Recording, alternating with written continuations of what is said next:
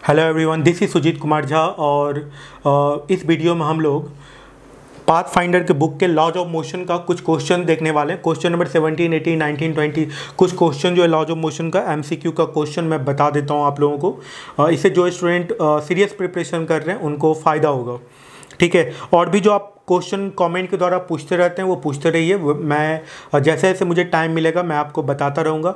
Already मेरा online classes चलता है तो इस कारण से समय थोड़ा कम मिल पाता है, लेकिन जितना भी मिल पाएगा मैं जब भी मुझे टाइम मिल पाएगा मैं आपके क्वेश्चंस का सॉल्यूशन ज़रूर प्रोवाइड करूँगा।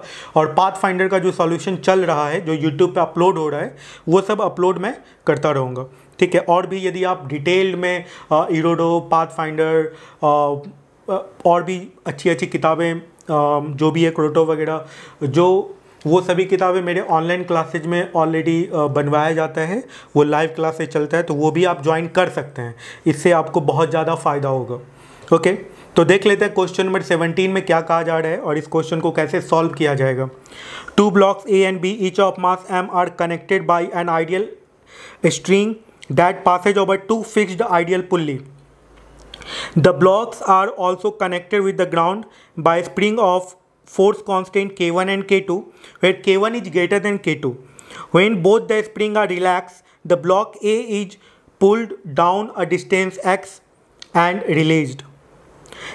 Acceleration magnitude of block A and B immediately after the release are A1 and A2 respectively.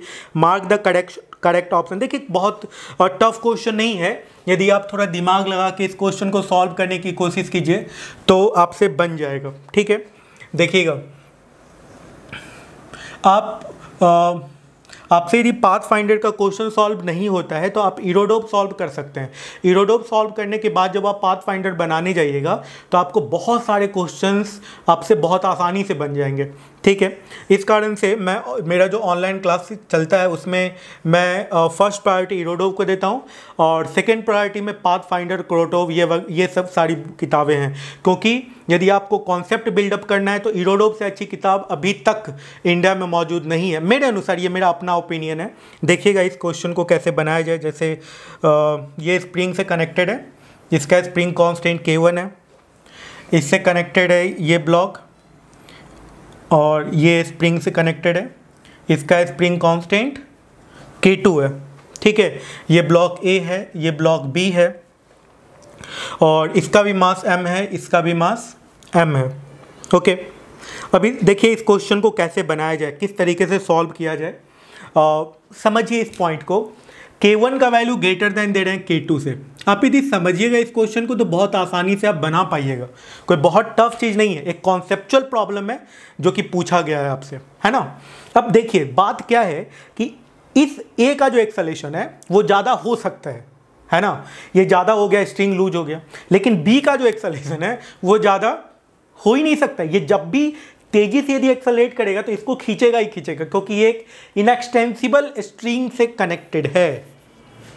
एकदम पक्का है ये बात कि इसका एक्सेलरेशन, A का एक्सेलरेशन ज़्यादा हो सकता है लेकिन B का एक्सेलरेशन कभी भी ज़्यादा नहीं हो सकता है। B का एक्सेलरेशन ही ज़्यादा होना रहेगा तो ये दोनों बराबर हो जाएगा, ठीक है। मैक्सिमम यही हो सकता है कि B का एक्सेलरेशन A का एक्सेलरेशन बराबर हो, ठीक है। अब इस क्वेश्चन को देखिए, ये जो ऊपर फोर्स लगाएगा वो K1x लगाएगा और नीचे जो लगेगा इसमें mg लगेगा, क्योंकि इसको कंप्रेस किया गया है। और इसका जो एक्सेलरेशन होगा कुछ देर के लिए मान लेते हैं कि A1 होगा, ठीक है। अब देखिए इस क्वेश्चन को कैसे लिखा जाएगा। इसके इक्वेशन को, डायनामिक इक्वेशन को लिख दीजिए K1x minus mg that is equals to ma1, हो जाएगा ना ये बात। फर्स्ट इक्वेशन ये बन गया। अच्छा, अब सेकेंड वाले ब्लॉक के बारे में बात करते हैं। इस पर क्या लगेगा भाई, mg लगेगा, नीचे K2x लगेगा और इसका एक्सेलरेशन हो जाएगा A2, ठीक है। तो उसके लिए क्या इक्वेशन बन जाएगा बताइए, K2x plus mg that is equals to क्या हो जाएगा भाई, ma2। ये है। A1 का वैल्यू बड़ा हो सकता है A2 से, A1 ग्रेटर देन A2 ये पॉसिबिलिटी है। तो A1 और A2 निकाल के यहाँ पे पुट कर देते हैं, कैलकुलेट कर लेते हैं what is the condition behind it if A1 is greater than A2, okay. Then put the value and get the result. A1 का वैल्यू कितने के बराबर होगा, K1x बाई m माइनस जी हो जाएगा ना, और ये ग्रेटर देन करना है किसके साथ, K2x बाई m प्लस जी के साथ, ठीक है भाई। अब यहाँ पे क्या हो जाएगा देख लीजिए, k1x/m ग्रेटर देन हो जाएगा k2x/m प्लस 2g के साथ, ऐसा कुछ हो जाएगा। It means what is the condition if a1 will be greater than a2, तो क्या हो जाएगा k1 यहाँ पे हो जाएगा क्या, k1 greater than k2 plus 2mg/x, ठीक है। यदि ऐसा होगा then a1 will be greater than a2, यदि ऐसा नहीं होगा then both block accelerate with same acceleration, ठीक है। तो सेम एक्सेलरेशन के लिए क्या चाहिए, सेम एक्सेलरेशन के लिए क्या चाहिए, ये समझ गए ना आप, ठीक है। तो इसको इरेज करके अब बता देते हैं कि सेम एक्सेलरेशन के लिए क्या चाहिए, ठीक है। तो सेम एक्सेलरेशन के लिए चाहिए कि यदि k1 का वैल्यू लेस देन या इक्वल टू होगा इसके साथ k2 प्लस 2mg/x के साथ, then a1 equals to a2 होगा, है ना। तो बन गया इस तरीके से क्वेश्चन, आप देख लीजिएगा जो भी ऑप्शन होगा वही सही है। चलिए फिर नेक्स्ट क्वेश्चन में चलते हैं। क्वेश्चन नंबर है अब 18, तो 18 को सॉल्व कर ले हम लोग। देखिए इस क्वेश्चन को कैसे बनाया जाए। ये भी क्वेश्चन, ये सारे क्वेश्चन जो भी है ना स्प्रिंग से रिलेटेड, इन सब क्वेश्चंस को आप बनाइए, ठीक है। बहुत ही बेहतरीन क्वेश्चन है। कुछ लोग ऐसा समझते हैं कि ये जो किताब है वो इसके लिए मतलब इंटरनेशनल फिजिक्स ओलंपियाड के लिए ही है, ऐसा नहीं है। इसके जो क्वेश्चंस है ना, आप यदि ध्यान से देखिए तो ऐसे ही क्वेश्चन है जो जे एडवांस में पूछे जाते हैं। आप सब्जेक्टिव क्वेश्चन को छोड़ दीजिए, ठीक है। उसके कुछ क्वेश्चंस हैं जो कुछ ज़्यादा ही लेंदी है, टफ नहीं है, लेंदी है, ठीक है। लेकिन इसके जो ऑब्जेक्टिव क्वेश्चन है वो मुझे बहुत अच्छे लगते हैं, ठीक है। जैसे लॉज ऑफ मोशन के बहुत सारे क्वेश्चन हैं जिसमें बहुत सारे स्टूडेंट फंस जाते थे, ठीक है।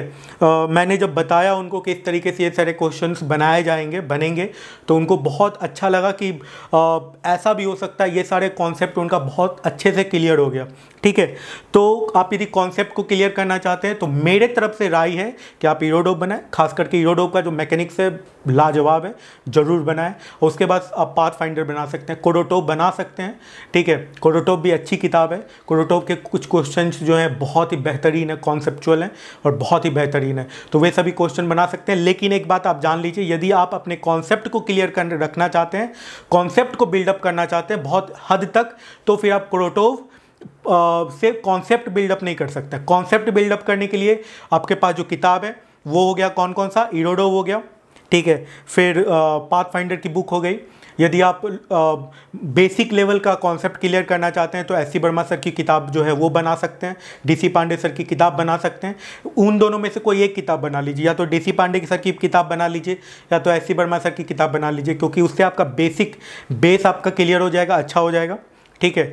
और उसके बाद फिर ये बना सकते हैं। डीसी पांडे सर की किताब में एक बात क्या है कि उसमें बहुत सारा क्वेश्चन दिया हुआ है, तो बहुत सारे क्वेश्चंस को बनाने में बहुत सारा टाइम भी लगता है, और जब बहुत सारा टाइम लग जाएगा तो फिर आपको ईरोडोप बनाने में, पाथ फाइंडर बनाने में टाइम कम मिलेगा, ठीक है। तो आप यदि 11th के स्टूडेंट हैं तो आप बना सकते हैं, ये सारा चीज़ बना सकते हैं। यदि आप 12 पास कर चुके हैं ऐसे स्टूडेंट हैं तो आपको एससीबी बनाना चाहिए। उसके बाद फिर पाथ फाइंडर और इन सब बुक्स में ईरोडोप में आपको जंप कर जाना चाहिए। ये मेरे तरफ से मेरा अपना राय है, वैसे आप भी सोच सकते हैं, क्योंकि अब जब आप 11-12 पास कर 11-12 जो लोग टारगेट में जा चुके हैं, 11-12 पास कर चुके हैं, वो इतना तो समझ ही सकते हैं कि अब क्या करना चाहिए उनको, ठीक है। तो आप अपने अनुसार, क्योंकि आपसे ज़्यादा आपको कोई नहीं जानता है, तो जब आप अपने आप को बहुत अच्छे से जानते हैं तो आप अपने आप को जज कर सकते हैं कि आपको कौन से किताब बनाने चाहिए, कौन से किताब नहीं बनाने चाहिए, ठीक है। बहुत सारे टीचर, बहुत सारे स्टूडेंट्स होते हैं जो क्वालिफाई कर जाते हैं, उसके बाद ये ओपिनियन देते हैं कि आपको ये बुक बनाना है, ये बुक नहीं बनाना है, ठीक है। लेकिन ऐसा नहीं है।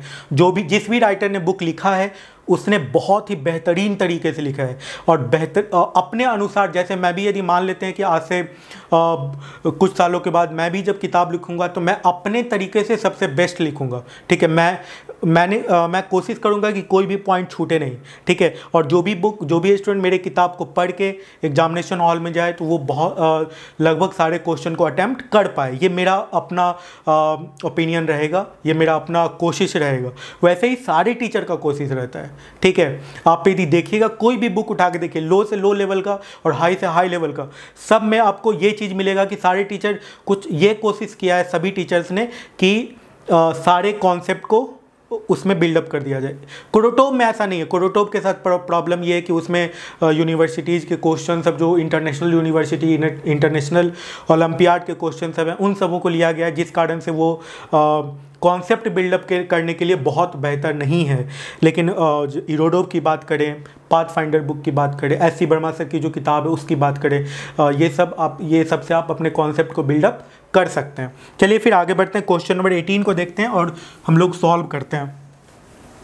देखिएगा इस क्वेश्चन में क्या कहा गया है। 3 identical ball A, B and C, each of mass m, connected by 3 identical spring when placed on frictionless horizontal floor occupy corner of an equilateral triangle as shown in the figure. This assembly is suspended by attaching the ball A to the ceiling with the help of a light thread. What can you predict regarding acceleration of the balls immediately after the thread is cut? Acceleration of free fall is g. देखिए इस question में क्या कहा जा रहा है,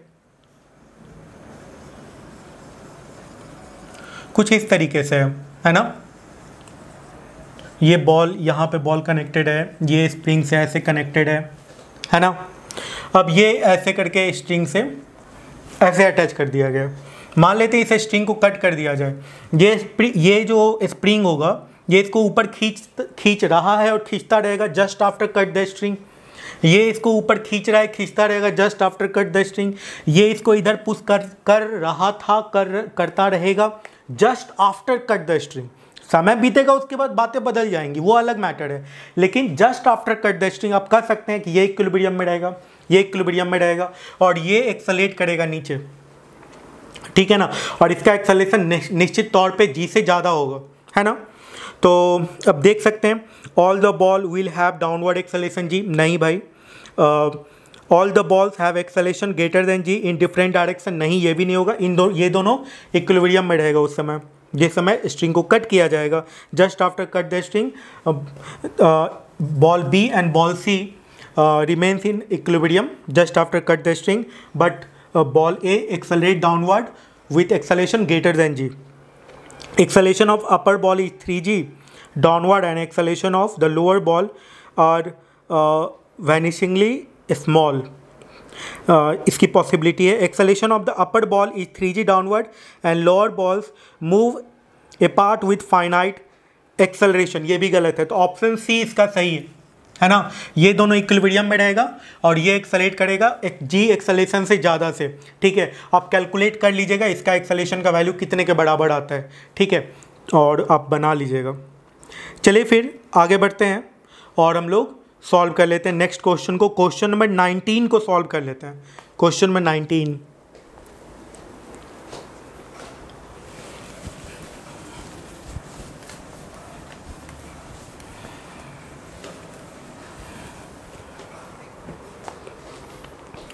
देखिए question में 19 में क्या कहा जा रहा है। In the setup shown the pulley, the cord and the spring are ideal and masses of the load are indicated in the figure. Initially the system in equilibrium. What should be the range of capital M so that the acceleration of the load of mass 2m becomes greater than acceleration of free fall immediately after the cord is cut at point P. ठीक है, point P पे जब code को cut किया जाएगा तो ये देख लीजिए, इसका मैं फिगर बना देता हूँ कैसे इस क्वेश्चन को बनाना है। यहाँ पे कनेक्टेड है, यहाँ से एक ब्लॉक कनेक्टेड है, ठीक है, और ये जो है इधर से यहाँ से एक पुल्ली से कनेक्टेड है और फिर यहाँ से एक ब्लॉक से कनेक्टेड है, यहाँ से स्प्रिंग से कनेक्टेड है, ये ब्लॉक से ऐसे कनेक्टेड है, ठीक है, ऐसे कनेक्टेड है।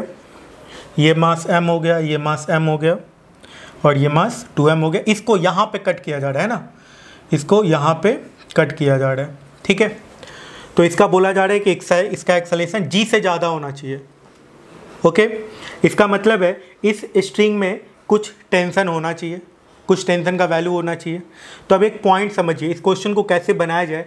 इस स्ट्रिंग में टेंशन, इस स्ट्रिंग के टेंशन का वैल्यू कुछ देर के लिए ऐसा एज्यूम करते हैं कि कुछ ऐसा है, इतना है कि इसको ऊपर की तरफ खींचा जा सकता है। इस ब्लॉक का एक्सेलरेशन, इस कट करने के बाद यदि g से ज़्यादा हो गया, इस ब्लॉक का एक्सेलरेशन यदि g से ज़्यादा हो गया, ठीक है, यदि इस ब्लॉक का एक्सेलरेशन g से कम होगा तब तो ये स्ट्रिंग लूज कर जाएगा ना, क्योंकि ये तो g से गिरेगा। इसका मतलब है इस स्ट्रिंग को कट करने के बाद इसका एक्सेलरेशन क्या होना चाहिए, g से ज़्यादा होना चाहिए, ठीक है ना। तो नीचे लग रहा है mg, ऊपर लग रहा है क्या, ऊपर लग रहा है फोर्स kx, और इसका एक्सेलरेशन ऊपर के डायरेक्शन में g से ज़्यादा होना चाहिए। तो मान लेते हैं कि एक्सेलरेशन g है, ठीक है ना, इसका एक्सेलरेशन g हो जाएगा, है ना, just after cut the string. ये आपको एज्यूम करना होगा क्योंकि बोला जा रहा है कि इसका एक्सेलरेशन g से ज़्यादा होना चाहिए। तो इसका एक्सेलरेशन g से ज़्यादा होने के लिए ये ब्लॉक यदि g से ज़्यादा एक्सेलरेशन से जाएगा तभी तो ये स्ट्रिंग टाइट रहेगा, ठीक है। मतलब इस पे नीचे फोर्स लग रहा है mg, ऊपर लग रहा है kx, ठीक है, और kx का वैल्यू जो है वो कितने के बराबर हो जाना चाहिए, 2mg के बराबर हो जाना चाहिए, तभी तो ये इसको खींच पाएगा g एक्सेलरेशन से ज़्यादा से। तो इसका kx को हम लोग लिख देते हैं, kx should be greater then 2mg, है ना, kx should be greater then 2mg। अब इसमें लग रहा है यहाँ पे नीचे लगेगा kx और यहाँ पे लगेगा mg, ठीक है। इस ब्लॉक का वेट mg और नीचे लग रहा है kx, तो kx और ये हो गया इसमें टेंशन, ठीक है, इसमें टेंशन t हो गया, तो इसमें टेंशन कितना हो जाएगा 2t, तो इसमें टेंशन कितना हो जाएगा 2t, यहाँ पे क्या लगेगा कैपिटल mg, ठीक है। ओके, तो यहाँ से आप समझ सकते हैं कि kx का वैल्यू 2mg हो गया, तो इस टेंशन का जो वैल्यू होना चाहिए, वो क्या होना चाहिए, बड़ा होना चाहिए 2mg kx का वैल्यू और प्लस इसका mg से, ठीक है, प्लस mg। ओके, यदि ऐसा होगा तो कैपिटल mg का जो वैल्यू है 2t से ज़्यादा होना चाहिए, तभी तो ऐसा हो सकता है ना, ठीक है। तो 2t का वैल्यू ज़्यादा होना चाहिए इससे, तो यहाँ से क्या आ गया 2t, इसको डबल 2 से मल्टीप्लाई कर दीजिए, मतलब mg should be greater then 2 into 3mg, हो जाएगा ना, आसान है, कोई बहुत टफ नहीं, आप सोच के देख लीजिएगा। तो यहाँ से कैपिटल M का जो वैल्यू है वो कितने के बराबर होना चाहिए, 6m से बड़ा होना चाहिए। यदि ये बराबर होता है तो ये एक्सेलरेशन g से गिरेगा, ये एक्सेलरेशन g से ऊपर जाएगा। इससे थोड़ा सा भी बड़ा रहेगा ना तो ये ऊपर के डायरेक्शन में g एक्सेलरेशन से ज़्यादा से जाएगा, ये वाला ब्लॉक, और ये यदि g से ज़्यादा एक्सेलरेशन से जाएगा तो इसका एक्सेलरेशन निश्चित तौर पर क्या हो जाएगा, g से ज़्यादा हो जाएगा, क्योंकि इसका एक्सेलरेशन सेम हो जाएगा। उस केस में स्ट्रिंग जो रहेगा टाइट रहेगा नीचे वाला। इसी कॉन्सेप्ट को लेकर के ये क्वेश्चन बन गया, आप एक बार सोचिएगा, आपसे भी बन जाएगा। चलिए फिर इस तरीके से ये क्वेश्चन बन गया है, चलते हैं नेक्स्ट क्वेश्चन में और सॉल्व करते हैं उसको।